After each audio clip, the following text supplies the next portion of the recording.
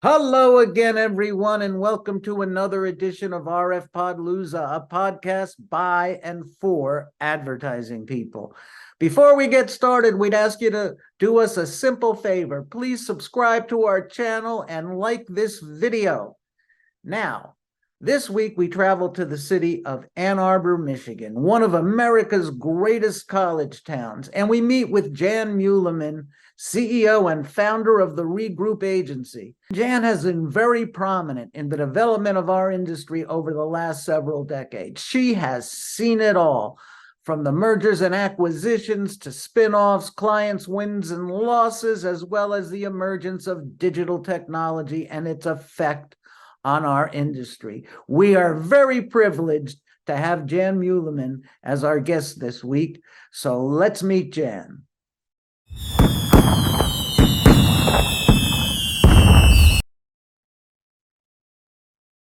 I'd like to welcome Jan Muleman to RF Podlooza. She is the CEO and founder of the Regroup agency. And Jan, I understand you have a real important milestone coming up soon. Can you tell us a little We bit about do. that? It is our 20th anniversary as Regroup.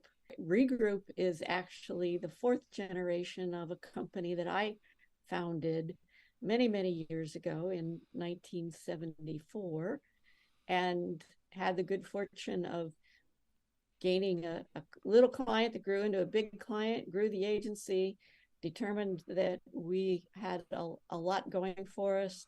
We sold the agency, folded into a much larger agency. That agency sold to Omnicom.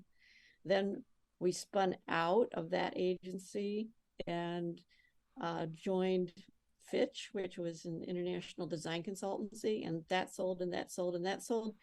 And in 2003, we bought ourselves back and became Regroup.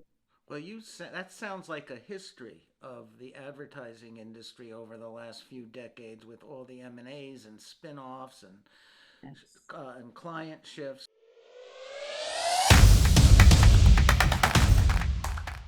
Going back to the very beginning of your lineage, you started with a really well-known brand name, which makes and sells one of my favorite food groups. Why don't you tell us a little bit about that? Well, we had the good fortune to be approached by Tom Monahan of Domino's Pizza because he thought he had failed to respond to a protest that had been filed against his registration of the name Domino's Pizza by Domino's Sugar, Amstar. And he thought he had lost the use of the name and he was going to pursue it in court, but he wanted to make sure that in the event that he lost, he could change the name.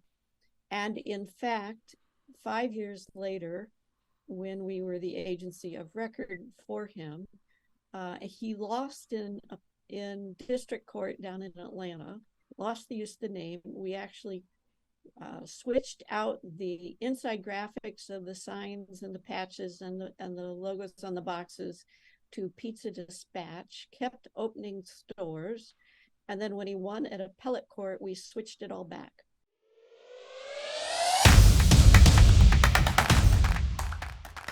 Your agency's background and your background, you have a lot of retail and or franchise experience. How is that different than servicing a regular, you know, consumer products type brand? There is a huge difference in managing a multi-unit, either retail or franchise. And in a franchise organization, it's doubly complex because franchisees are owners and they have a certain amount of autonomy. In a franchise organization, you might, as a corporation, have the authority to say, this is your marketing program. But in reality, the franchisee has the power to say, no, I'm not going to do it. One of the tools that you developed early on at one of the agencies through your career was the customer journey. Can you tell us a little bit about that?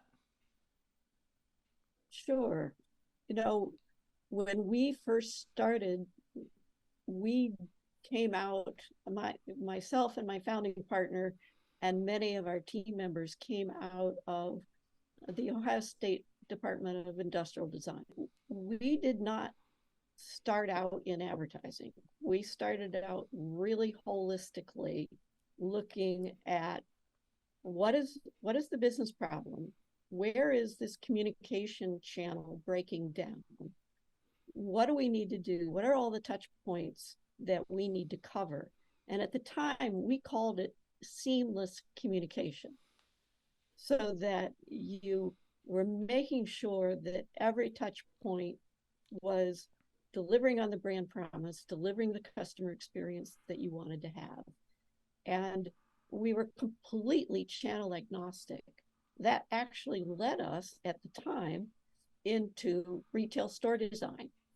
And it led us into a complete 360 look at what was the customer experience.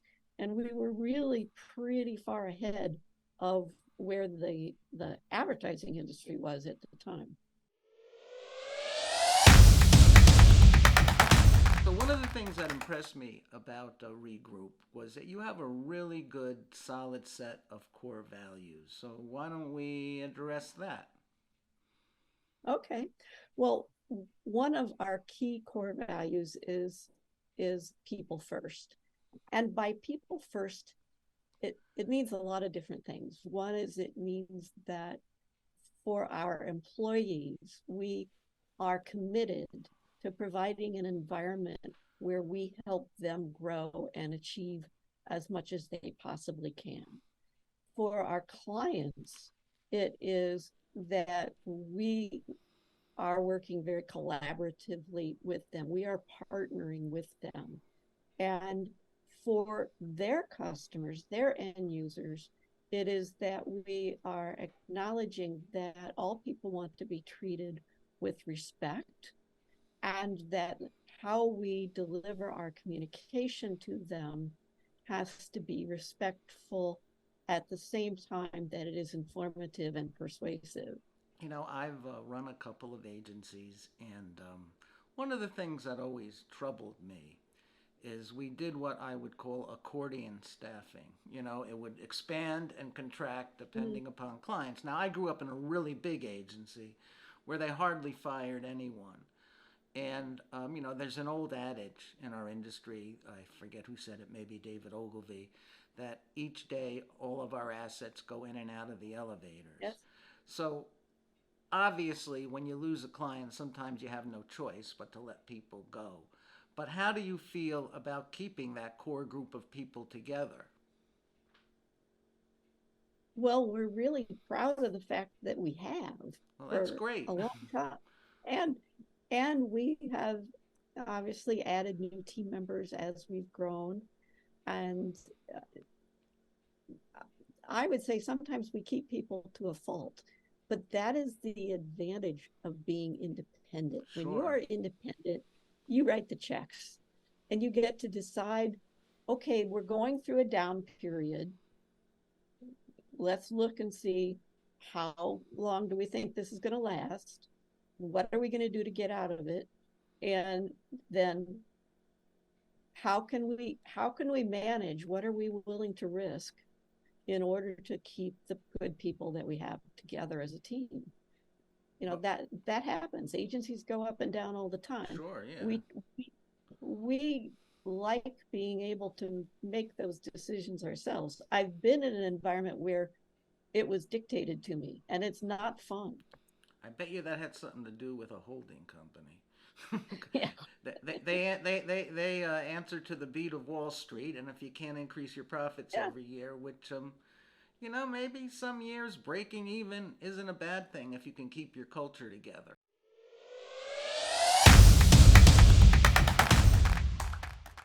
And so that leads me right into some of the biggest topics in our industry today: Chat GPT and AI. Do you have any philosophy on that, or is it still developing, as most people's are, I guess? But I would say we are still developing that. We have written a policy for our team on the use of that. It includes transparency to our clients when we do use any kind of an AI technology. Obviously, in the media world, media has been using AI for quite a while. And so even, Yeah, but Google that's a little different yeah. than creative. I mean, because algorithmic media has been around. I mean, yeah, it's being more efficient. But when you get into the creative area, I think it's a lot different. Well, we are encouraging our teams to explore and use it and see how we can incorporate it into the work that we do. And they are. But again, as I said, we are being really transparent. It's never a strictly an AI generated product. Sure. It is, we are using it for research, we are using it to concept, and then our creative teams are choosing what elements of that are should be incorporated in any solutions that we come up with. So we're approaching it cautiously, but it's a tool, Sure. and it's Yeah. going to be here and we're going to use it. So Okay. we have to figure out what that is. You just want to make sure the tool is put in the right hands, hence the focus on your people and your culture. I was looking through your work that your agency has done, the creative work, and you've done some great stuff. Why don't you tell me about some of your campaigns? Well, one of the clients that we have enjoyed working with and feel we have really contributed to their success is DTE. DTE is a energy utility. They are, uh, and as a utility, they are in a low engagement category.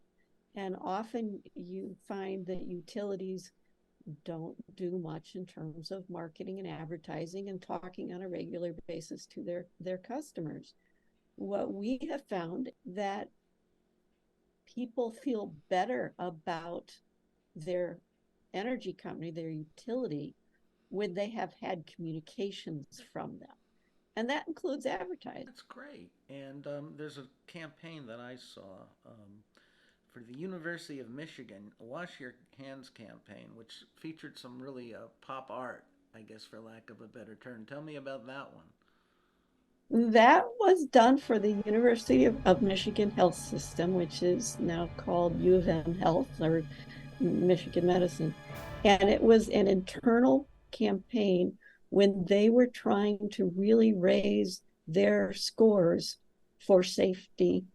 And so this campaign was developed so that we had buttons, we had posters that went in the bathrooms, and it Great was, posters, by the way. yeah, they were, and they're very fun. They're the, oh my god, the invasion of the hand monsters kind of thing. um and it got tremendous attention. It was very well received by the internal audiences, by the docs and the nurses, and it actually helped change their behavior. So, sort of changing the topic a little bit. One thing that's really of interest to me, maybe it's a pet peeve, I don't know, but I see, and we're all going through the digital transformation, right? And it's advertising is a lot different today than it was in the '80s. Um, my feeling is that digital has dumbed down the advertising process a bit, and I was wondering if you have an opinion on that. I do think that there is a bit of a trend back to brand and brand understanding the importance of brand consistency. And I do think that it is, I think that people, consumers recognize that. I mean, consumers are going to get tired of just having a bunch of digital ads flashed at them Sure. every time they launch a browser. It is getting to be wallpaper. Yeah. Remember when we called some ads wallpaper? Yeah. Well, Yeah. digital advertising is getting to be wallpaper. So, so I couldn't interview someone like yourself, being from where I am, without asking about RFPs. And so, what role do RFPs play in your business development process? Well, they are a very important part. And yes, thank you. We have actually won a client that we found on RFPalooza. So There you thank you go. very much for that support. Well, And RFPs are probably forever going to be part of an agency's business development process. What we try to do is to be really selective of what ones we pursue, and recognizing that we have to have something of relevance that we can offer them. And that's another core value or philosophy, at least, that I have, which is every time you talk to a customer, whether that is in a prospect mode where you are saying who you are and what you do, you always need to leave them with something of value. So we try to gift as much intelligence as we can in our RFP responses. And the most recent one that we did, thanks to your program, is they sent out an RFP that was a series of questions. It was more like an RFI, but it was a series of questions that let us shine because we could answer their questions with our experience that was relevant to them. well, that's the And way then it give should them be. some, what we are feeling is in today's world, having a relationship of trust with your audience is getting increasingly difficult. Hmm. What is truth? And Yeah, and that's the true. media isn't Well, yeah, we've helping. been through that, haven't we? Yeah, the media isn't helping a whole lot. Mm. So um, we are focusing a lot more on in fact, this client that we just won, thank you, is really their goal is they want their customer to trust them. That's our assignment, is help us gain their trust. Let me ask the question because you're on a roll Okay. here. So, in today's advertising environment, there are certain things that I believe, and I know you believe, that are really important. And authenticity is a word I hear a lot, and trust is a word I hear a lot. How does that fit into Regroup's philosophy? Well, it's really, I believe, increasingly important. It's important in driving customer satisfaction. If you don't have trust, you have lower satisfaction scores. Most recently, for this client that you helped us connect with and ultimately win, their assignment to us is to build trust with their customers. They've gone through a period of time in the past where they had disappointing service to their customers. They have completely changed. It's new management, new approaches, innovative approaches, total focus on customer service, but their customers, their audience doesn't necessarily know about that. What we turned to a professional researcher and educator, Kent Grayson, out of Northwestern Kellogg School, and he has developed a three-part model for trust, and at the base is performance. So you have to be able to perform, or competence, he calls it competence. You have to be able to have competence and deliver what you say you're going to deliver. Above that is, to your point, honesty, transparency, authenticity. There's that level where people have to trust that you are being open and honest with them. And then at the top is benevolence. And that is that people have to believe that you care about them. So obviously, you have to have competence or you wouldn't be in business. In today's world, it's really important that you are transparent and honest and that they understand who you are, not just what you do. And then on top of that is that they have to believe that you care, that you're doing it for them. Yeah, well, when you get right down to it, that's what effective branding is all about. It's projecting the brand in an authentic way that creates an emotional bond, and that shows that there's some level of care and trust there, I believe. So, well, Jan, this has been great. Very interesting stories. Um, Congratulations on your 20th anniversary, because in the last 2 decades it's been really tough for a startup, well, not that you're completely a startup, but a new agency to last 2 decades. So we really appreciate you being on our podcast. Good luck to you and happy anniversary. Thank you so much, Roger. It has